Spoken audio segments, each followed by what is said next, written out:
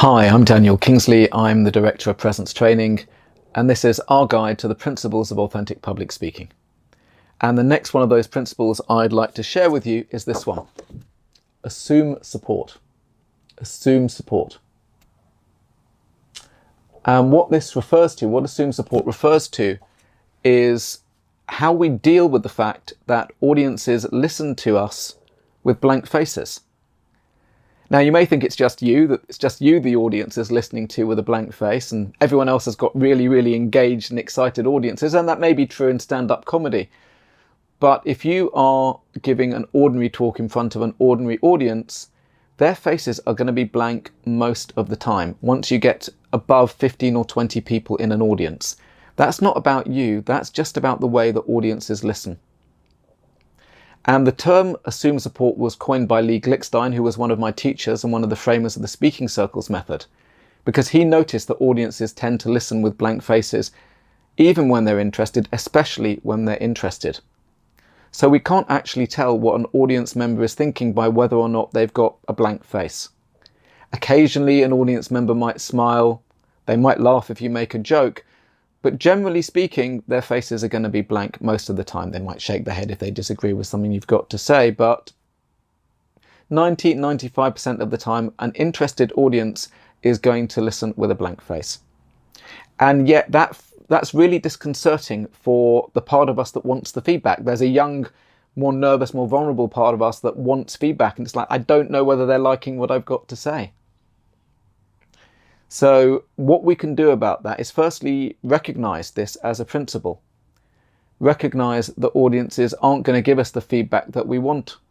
And recognize that actually assuming that they are supporting us is firstly an empirically valid thing to do.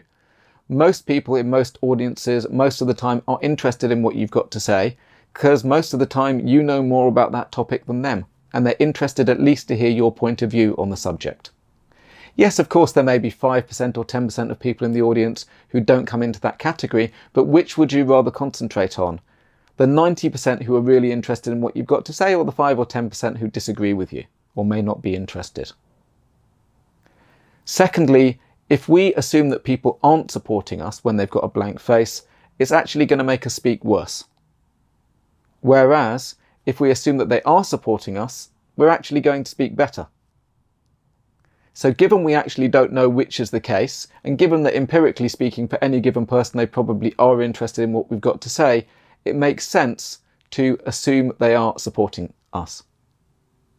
And we can say to that part of us on the inside, to that scared part of us on the inside that's worried about the lack of feedback, we can actually give it a bit of coaching. We can say, look, I know you're a bit worried that they've got blank expressions, but it's okay. That's just the way audiences listen. They probably are interested. And if they're not, well, they'll tell us and we can have a conversation about it. But for the moment, we're just going to assume they are interested. And you can also check it out afterwards. You can speak to some of those people who had blank faces, and you'll discover that most of them were actually interested in what you had to say. So if in doubt, next time you see a blank face, simply assume support. And you can give yourself that coaching on the inside as well. It'll make a huge difference to calming those nervous voices in your head, which will allow you to do a much better job as a public speaker. So I hope you've enjoyed this principle of authentic public speaking. If you have, do please like this video, do please share it with your friends, and do subscribe to our channel. And of course, come and visit us at www.presencetraining.co.uk for more on authentic public speaking and leadership, and details of our workshops. And I look forward to seeing you next time for more of the principles of authentic public speaking.